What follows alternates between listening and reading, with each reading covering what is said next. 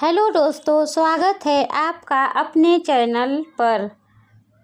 कहते हैं स्वाद सिर्फ मसालों में नहीं होता बल्कि मेहनत और प्यार में भी होता है। आज की कहानी है एक ऐसी साधारण सी मक्खन की सब्जी की जिसने एक गरीब परिवार की किस्मत बदल दी।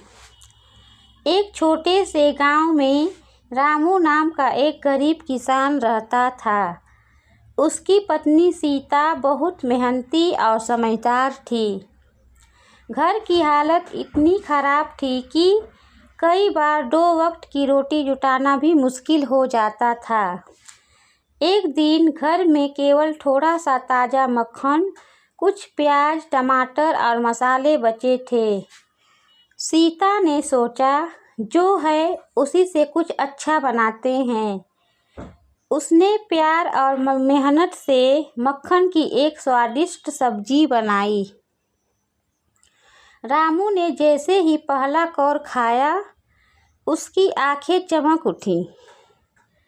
उसने कहा, सीता, इतनी स्वादिष्ट सब्जी मैंने कभी नहीं खाई। अगले दिन रामू ने वही सब्जी खेत पर काम करने वाले मजदूरों को खिलाई। सबने उसकी बहुत तारीफ की। गांव के लोगों में इस सब्जी की चर्चा फैल गई। धीरे धीरे लोगों ने सीता से यह सब्जी बनाने की फरमाइश करनी शुरू कर दी। पहले उन्होंने घर के बाहर एक छोटी सी मेज लगाई। रोज कुछ लोग आते, सब्जी खाते और खुश होकर जाते। कुछ ही महीनों में उनकी छोटी सी दुकान पूरे इलाके में मशहूर हो गई। दूर दूर से लोग सिर्फ मक्खन की सब्जी खाने आने लगे। उनकी आमदनी बढ़ने लगी। कच्चा घर पक्का बन गया। बच्चों की पढ़ाई शुरू हो गई और परिवार की जिंदगी बदल गई। एक दिन एक बड़े शहर के होटल मालिक ने उनकी सब्जी चखी। वह इतना प्रभावित हुआ कि उसने सीता को अपने होटल में वही स्वाद सिखाने का प्रस्ताव दिया। लेकिन सीता ने मुस्कुरा कर कहा, मैं अपना गांव नहीं छोड़ूंगी।